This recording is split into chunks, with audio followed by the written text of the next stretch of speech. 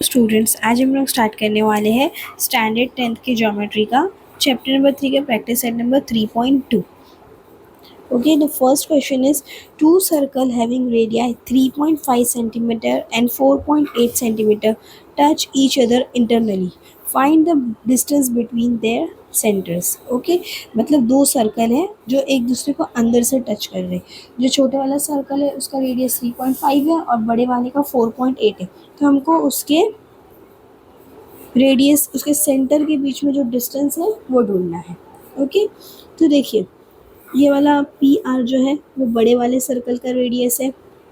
Okay, मैं अलग colour की पेन ले लेती हूँ. बड़े वाले सर्कल का रेडियस कितना है? 4.8. ओके, और अब ये छोटे वाले सर्कल का रेडियस, छोटे वाले सर्कल का रेडियस मतलब छोटे वाले सर्कल का रेडियस ये क्यू आर है. ओके, क्यू आर कितना है? 3.5. और अभी हम लोगों को क्या ढूंढना है? हम लोगों को ढूंढना है पी क्यू. हम लोग को ढूंढना है पी क्यू. Okay, understood. तो पहले देखो हम लोग लिखेंगे let the to circles having centers P and Q intersect each other internally.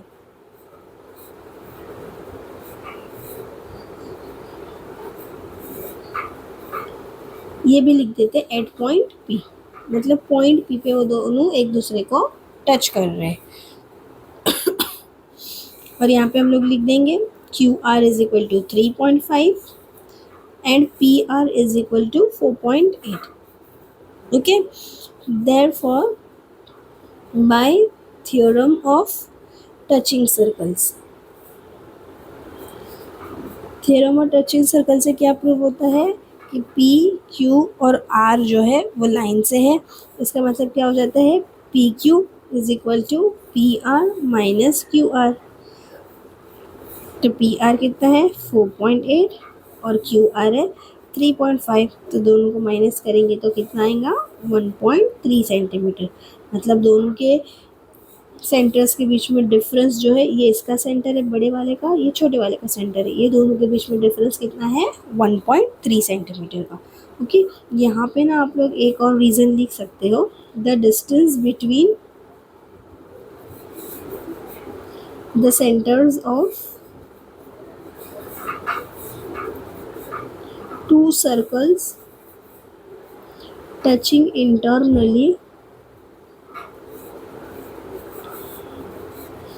is equal to difference between the radii. Okay, और यही चीज़ अगर वो एक्सटर्नली टच हो रहा होता तो क्या होता? To the sum of the radii. अभी देखो सेम ऐसा ही दूसरा सम गिवन है, सेम टू सेम है. Radii of two circle is 5.5. एक का 5.5 है और दूसरे का है 4.2. अब ये दोनों सर्कल्स जो है ना वो एक दूसरे को एक्सटर्नली टच कर रहे हैं एट पॉइंट Q. अभी क्या करना है हम लोगों को? उसके सेंटर के बीच के मतलब डिस्टेंस जो जैसे लास्ट टाइम ढूंढना था हम लोगों ने, P एंड R का डिस्टेंस हम लोगों ने ढूंढना है. ओके, तो देखो पहले तो हम लोग ऐसे ही लिखेंगे let the two circle having centre P and R intersect each other externally at point Q. Okay, ऐसा लिख देंगे. फिर बाद में हम लोग लिखेंगे PQ is equal to 5.5 centimetre and QR is equal to 4.2 centimeter.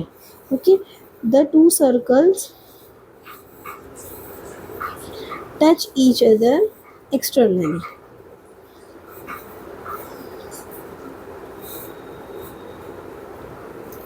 Therefore ये क्या है? P, Q and R. Okay, तो PR is equal to PQ plus QR. PQ कितना है? 5.5 है और QR कितना है? 4.2 है. दोनों का आंसर मिला के कितना हो जाएगा? 9.7 सेंटीमीटर. ओके, और यही वाला रीज़न आप लोग यहाँ पे भी लिख सकते हो. सिर्फ यहाँ पे क्या लिखना? The distance between between the center of two circle touching externally is equal to the sum between the radii, या तो sum of the radii. Okay, अभी देखो क्वेश्चन नंबर 3 में ना डायग्राम बनाना है. Radii of two circle are 4 and 8. Draw the figure of this circle touching each other externally and internally. Okay, तो दो circles बना दीजिए. ओके, एक बार एक्सटर्नली टच करना है, एक बार इंटरनली टच करना है. देखो एक्सटर्नली टच हो रहा होगा तो ये ऐसा रहेगा. किसी इसका नाम दे दो P, इसका नेम दे दो Q और इसका नेम दे दो R. ये कितना है 4 सेंटीमीटर है और ये है 2.8 सेंटीमीटर. ओके, और यही चीज़ अगर ये इंटरनली होता तो क्या होता. देखो ये बड़ा वाला रहेगा एंड ये छोटा वाला रहेगा. ओके, ये बड़े वाले का सेंटर रहेगा, ये छोटे वाले का सेंटर रहेगा. इसको पूरा ये हो जाएगा पूरा का पूरा 4 सेंटीमीटर और ये छोटे वाला रहेगा 2.8 सेंटीमीटर. Okay, understood. इसको नाम दे दो P, इसको नाम दे दो Q और इसको नाम दे दो R. Okay, understood. चलो नेक्स्ट हम स्टार्ट करते हैं क्वेश्चन नंबर 4. नंबर 4 है in the adjoining figure the circle with centre P and Q. देखो इसका सेंटर है P, इसका है Q. Touch each other at R. R पे टच हो रहे दोनों. ए लाइन पासिंग थ्रू R. एक लाइन ऐसी है जो R के थ्रू पास हो रही है. Meets the circle eight A and B respectively. वो सर्कल को कहाँ कट कर रही है, एक तरफ से वो A पे कट कर रही है, दूसरी तरफ से वो B पे कट कर रही है. Okay, understood. तो अभी हम लोगों को क्या प्रूफ करना है, इसमें हम लोगों को 3 पार्ट में प्रूफ करना है. देखो फर्स्ट पार्ट में हमको क्या प्रूफ करना है,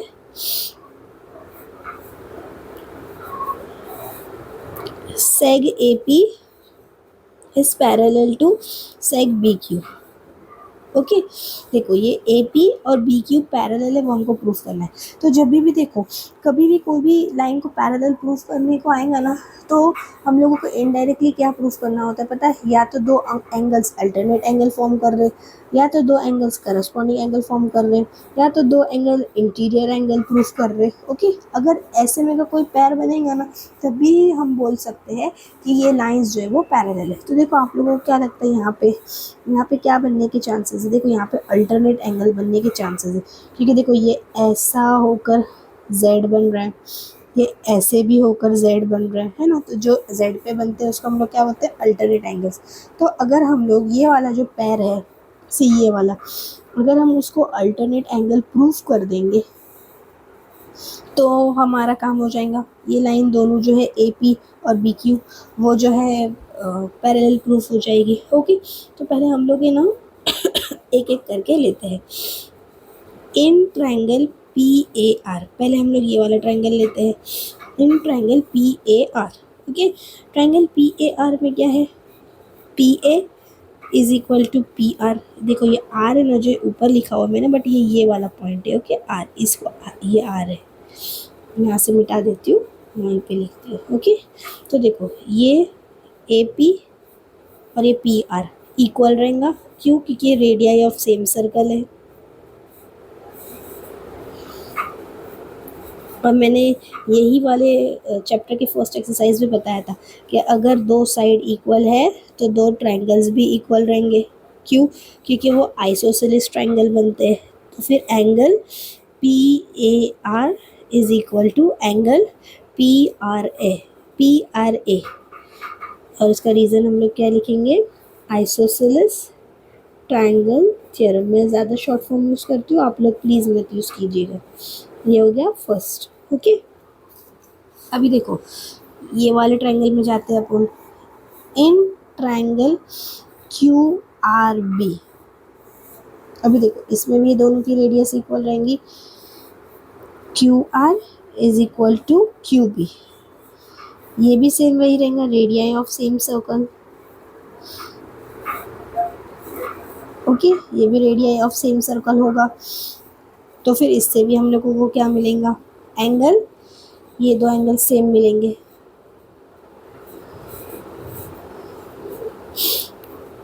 angle Q R B is equal to angle Q B R, इसका क्या नाम रहेगा, isosceles triangle theorem. Okay, from second ये दो चीज़ें हम लोगों को मिल गई। अभी देखो एक और चीज़ है, देखो ये वाला एंगल जो है वो इसको कॉन्ग्रुएंट है, ये वाला एंगल जो है वो इसको कॉन्ग्रुएंट है। लेकिन अगर ये दोनों एक दूसरे को कॉन्ग्रुएंट प्रूव हो जाए तो ये दोनों भी अपने आप एक दूसरे को कॉन्ग्रुएंट प्रूव हो जाएंगे। जैसे अगर मैं बोलती हूँ A is equal to B and B is equal to C, तो हम लोग ये भी बोल सकते हैं कि A is also equal to C, है ना। यही वाला लॉजिक यहाँ पे भी लगाना है। तो देखो angle A R P is equal to angle Q R B, और वो क्यों, ये दोनों कॉन्ग्रुएंट क्यों है, देखो ये वाला ये और ये क्यों कॉन्ग्रुएंट है, क्योंकि ये क्या बन रहे हैं, vertically opposite angles, vertically opposite angle. Okay, और इसको नाम दे देंगे 3। तो देखो अगर हम 1, 2 और 3 को कंपेयर करते हैं, सी 1, 2 एंड 3, 1, 2 और 3 को कंपेयर करते हैं तो हम लोगों को क्या मिलेगा, एंगल ए पी आर, ये सॉरी रुको ये ऊपर चले गए, नाम नहीं दिख रहा, हाँ angle P A R, angle P A R is equal to angle R B Q.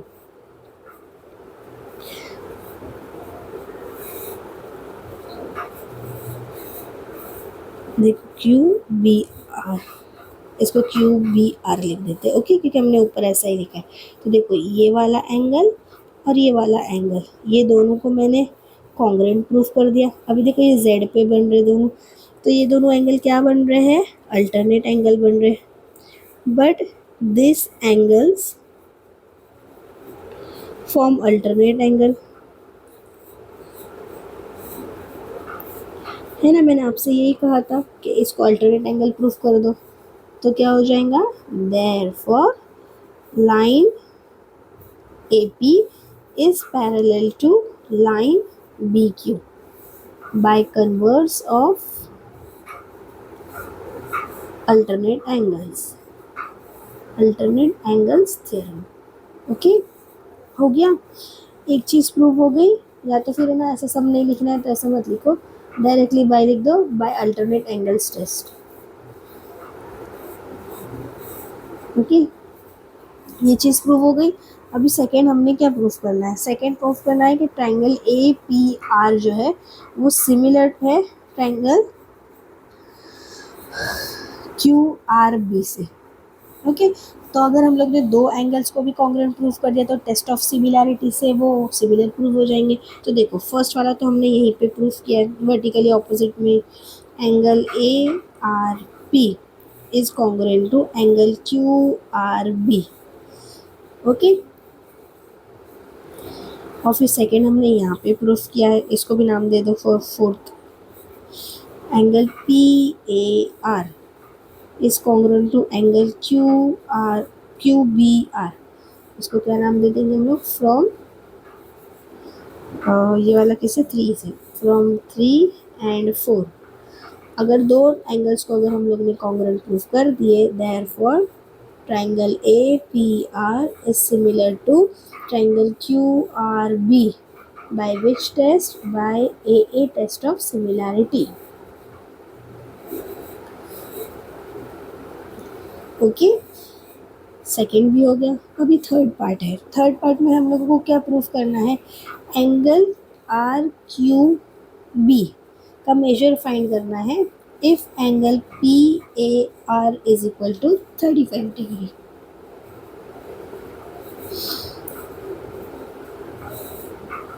Okay, देखो PAR मतलब ये वाला एंगल। ओके, ये वाला एंगल हमको कितना गिवन है, 35 डिग्री गिवन है। अगर ये 35 है तो फिर ये भी 35 रहेगा, और अगर ये 35 है तो फिर ये भी 35 रहेगा, ये 35 है तो फिर ये भी 35 रहेगा। ओके, अंडरस्टूड, ये बात समझ में आई। और हम लोगों को ढूंढना कौन सा है, RQB, मतलब ये वाला एंगल ढूंढ के बताना है, ये वाला एंगल ढूंढ के बताना है। ओके, तो चलो एक एक करके स्टार्ट करते हैं। Angle P A R is equal to angle P R A, ये फ्रॉम 1 है तो ये दोनों 35 डिग्री हो गए। ओके, फिर बाद में angle A R P is equal to angle B R Q. देखो ये कहाँ से प्रूव किया था आपने, यहाँ पे फ्रॉम 3, तो ये भी क्या प्रूव हो गया, ये भी 35 डिग्री प्रूव हो गया। और एंगल क्यू आर बी, देखो क्यू आर बी लिखो या बी आर क्यू लिखो, एक ही बात होता है। Okay, angle Q B R is equal to 35 degree. ये किस में से प्रूफ किया था अपन ने, फ्रॉम सेकेंड। देखो जो हम लोगों ने एक ही बार प्रूफ किया ना, वही चीज़ हम लोग बार बार यूज़ कर रहे हैं, बस आप लोगों को स्टेप याद रखना है। इसके लिए मैंने आपको ऐसा करके समझा दिया ताकि आप लोगों को स्टेप याद रह जाए। ओके, अभी क्या लेंगे पूरा triangle. In triangle Q R B, angle Q R B plus angle Q B R plus angle R Q B is equal to 180 degree. Sum of all angles of a triangle, देखो ये दोनों जो है 35 है, ये 35 degree है, ये भी 35 डिग्री है, तो आर क्यू बी कितना हो जाएगा, R Q B is equal to 180 minus 70 degree. देखो 70 कैसा है, 35 प्लस 35, तो एंगल आर क्यू बी कितना हो गया, 110 डिग्री। देखो आप लोग ज़बरदस्ती ये चैप्टर को हार्ड समझ रहे थे, इजी तो है, कहाँ ज़्यादा हार्ड है, बस थोड़े से स्टेप ज़्यादा होते हैं। बट ये सब है ना पूरा नहीं पूछेगा एग्ज़ाम में। ओके, या तो सिर्फ ये प्रूफ करने को पूछेगा, या तो ये प्रूफ करने को पूछेगा, या तो ये प्रूफ करने को पूछेगा। हो सकता है कोई 2 चीज़ पूछे, लेकिन तीनों तो एक साथ नहीं ही पूछेगा। ओके, तो उतना टेंशन लेने की ज़रूरत नहीं है। अगर किसी क्वेश्चन में 1 2 3 पार्ट रहता है ना, तो ज़रूरी नहीं है कि तीनों पार्ट पूछे, कभी एक भी पूछ सकता है, कभी 2 पूछ सकता है, लेकिन 3 तो एक साथ नहीं पूछेगा। ओके, अभी देखो ये भी बड़ा इंटरेस्टिंग सा सम है, मैं इसको हटा देती हूँ, मैंने इसको कलर के लिए रखा हुआ था, ये बहुत स्पेस ले रहा है। In the adjoining figures, the circle with center A and B touch each other at E. दो सर्कल, एक का सेंटर है A और एक का है B, वो दोनों एक दूसरे को टच कर रहे हैं E पर। Line L is the common tangent which touches the circle eight C and D। ये लाइन L है जो कॉमन टेंजेंट है, वो एक सर्कल को C पे टच कर रही है और एक को D पे कर रही है। Find the length of CD, ये CD का ही लेंथ अपने ढूंढना है। If the radii of the circle are 4 and 6। अभी देखो रेडियाई कौन कौन रहेगा, ये CA रेडियाई रहेगा, ये AE भी रेडियाई रहेगा, ये दोनों 4 4 है। ओके, और इसमें कौन सा रेडियाई रहेगा, ये BE रेडियाई रहेगा 6, और ये BD, ये मैं ऐसा करके बताऊँ, देखो ये BD, ये भी 6 रहेगा क्योंकि ये भी रेडियाई है। ओके, हमेशा याद रखना कि सर्कल गिवन है ना, तो यहाँ से जितने भी पॉइंट सेंटर से सर्कमफेरेंस को टच करते हैं ना, वो सारे रेडियाई रहेंगे, 1 या 2 रेडियाई नहीं रहते, बहुत सारे रेडियाई रहते हैं। ओके, हम लोगों को एक कंस्ट्रक्शन करना है यहाँ पे, AF is perpendicular to BD। ये जो कंस्ट्रक्शन रहेगा ना, हमको सोल्यूशन में बताना पड़ेगा क्योंकि हम ये अपनी सहूलियत के हिसाब से बना रहे हैं। Construction, draw AF perpendicular to BD। Okay, तो देखो सबसे पहले तो मैंने लास्ट वाले इसमें बताया था, लास्ट वाले एक्सरसाइज में आपको, bye theorem of touching circles.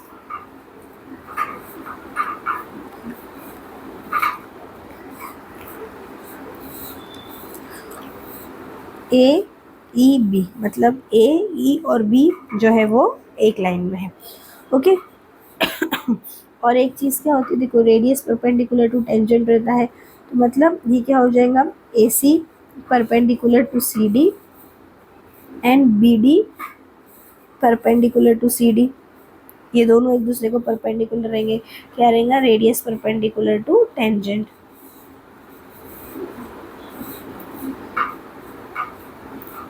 या तो तुम लोग इसको ये भी लिख सकते हो, टेंजेंट थ्योरम। ओके, अगर आप लोगों को स्टेटमेंट नहीं याद आ रहा तो आप लोग उसको टेंजेंट थ्योरम भी लिख सकते हो। इसका मतलब क्या हो जाता है, angle ACD is equal to 90 degree and angle BDC is also equal to 90 degree. Okay तो देखो अभी है ना एक क्वाड्रिलेटरल है. इन क्वाड्रिलेटरल ए, ये वाला ए बी को भूल जाओ, समझो ये जो है ना यही वाला सिर्फ याद रखो जिसका नाम है A B C D. Okay ये नीचे जो बी है, सॉरी एफ डी. ओके ये नीचे वाला जो बी है ना उसको थोड़ी देर के लिए भूल जाओ. ये समझ लो कि ये एक रेक्टेंगल है और ये जो है ना ये अलग से एक ट्रायंगल है. ओके ऐसा समझो थोड़ी देर के लिए. ओके इसको ये जो बी वाला था ना उसको हम लोग अलग ट्रायंगल समझेंगे, इसको हम लोग एक क्वाड्रिलेटरल समझते हैं. इन क्वाड्रिलेटरल ए, इसका नाम क्या था, ए एफ सी डी या तो A F D C. Okay देखो एंगल, इसमें ये वाला angle A C D, angle A C D is equal to 90 degree, ये इसको वन नाम दे दो. And angle B D C is also equal to 90 degree. Okay ये दोनों 90 डिग्री है. और angle A F D, angle A F D भी 90 डिग्री है. ये हम लोग ने किस में प्रूफ किया था, ये हम लोग ने प्रूफ किया था कंस्ट्रक्शन से, फ्रॉम कंस्ट्रक्शन है ना. कंस्ट्रक्शन में हम लोग ने बोला था कि ए परपेंडिकुलर टू बी डी, मतलब इसके तीनों साइड जो है 90 डिग्री, तीनों एंगल्स 90 डिग्री. तो ये रिमेनिंग एंगल भी 90 ही रहेगा. Angle C A F is also equal to 90 degree. क्यों, रिमेनिंग एंगल चारों मिला के 360 रहते, तीनों हो गए तो 270, 360 में से 270 माइनस करेंगे तो कितना हो जाएगा 90. मतलब ये जो क्वाड्रिलेटरल है इसके चारों एंगल्स 90 डिग्री है. ओके तो हम लोग इसको क्या प्रूफ कर सकते हैं, therefore quadrilateral A F D C is a rectangle. मतलब ये क्या है, ये एक रेक्टेंगल है. ओके हम लोग इसको स्क्वायर क्यों नहीं बोल सकते, क्योंकि हमको ये नहीं इसलिए ये नहीं बताया है कि चारों साइड इक्वल है. जब तक का चारों साइड को इक्वल नहीं बोलेंगे हम उसको स्क्वायर नहीं बता सकते. ओके तो ये क्या हो सकता है, रेक्टेंगल हो सकता है. ओके तो देखो अभी ये ए सी जो था हमारा यहाँ पे 4 था, ये बी डी पूरा का पूरा 6 था. ओके तो इससे हम लोग ये साइड ढूंढ सकते हैं, राइट. तो हम लोग पहले ये ढूंढ लेते हैं, फिर मैं आपको बताऊंगी कि हम लोग ने ऐसा क्यों किया है. ये देखो एफ डी जो है वो 4 रहेगा, opposite side of A C is equal to F D is equal to 4 centimetre. क्यों, ये हो जाएगा opposite side of rectangle. Opposite side of rectangle equal रहती है ना. तो ठीक है चलो हम लोग ये देखते हैं A F plus F D is equal to B D. ये देखो ये ए एफ, मैं इसको अच्छे से लिख के बताती हूँ. सॉरी ये ए एफ नहीं है, really very sorry, B F है. B F plus F D is equal to B D. ये वाला देखो B F is equal to A B F plus F D is equal to B D. तो B F कितना है हम लोगों ने फाइंड करना है, एफ डी कितना है 4 है और बी डी कितना है 6 है. तो बी एफ कितना हो जाएगा 6 माइनस 4 इज इक्वल टू 2. मतलब ये जो क्वेश्चन मार्क हम लोगों ने डाल रखा है ये कितना मिल गया हम लोगों को 2. ओके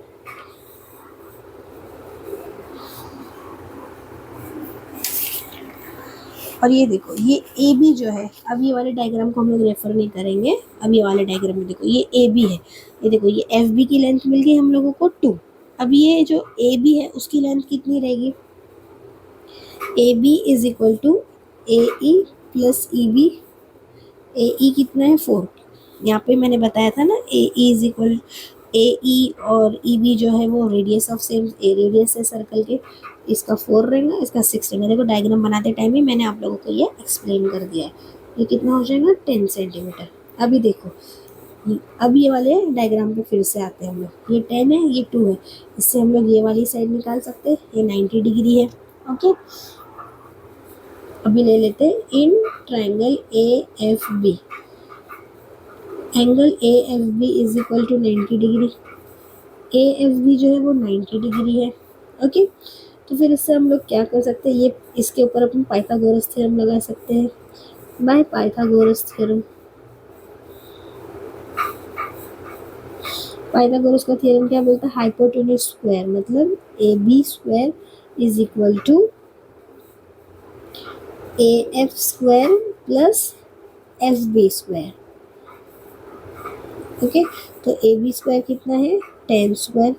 ए एफ तो हमने फाइंड करना है, एफ बी कितना है? 2 स्क्वायर। तो in short A F square हो जाएगा 10 स्क्वायर माइनस 2 स्क्वायर। तो 10 कितना? 100 और ये हो जाएगा 4। तो आंसर क्या आएगा? 96। अगर ए एफ स्क्वायर 96 है तो ए एफ क्या होएगा? रूट 96। ओके, 96 को हम लोग कैसा स्प्लिट कर सकते हैं? 16 इंटू 6। ये 16 का रूट क्या है? 4 और ये अंडर रूट 6। तो ए एफ की वैल्यू कितनी आई? 4 रूट 6। ये 4 रूट 6 है। तो देखो ए एफ 4 रूट 6 है तो सी डी भी 4 रूट 6 रहेगा। A F is equal to C D. और ये क्यों? Opposite sides of rectangle. अभी पता चला हम लोग ने उसको रेक्टेंगल क्यों प्रूफ किए थे? Opposite side of rectangle. अगर ए एफ हम लोगों को 4 रूट 6 मिला है तो C D is also equal to 4 root 6। Okay, understood? Easy है ना चैप्टर? आप लोगों को कुछ भी डाउट हो तो आप लोग मुझे कमेंट सेक्शन में पूछ सकते हो। Thank you for watching.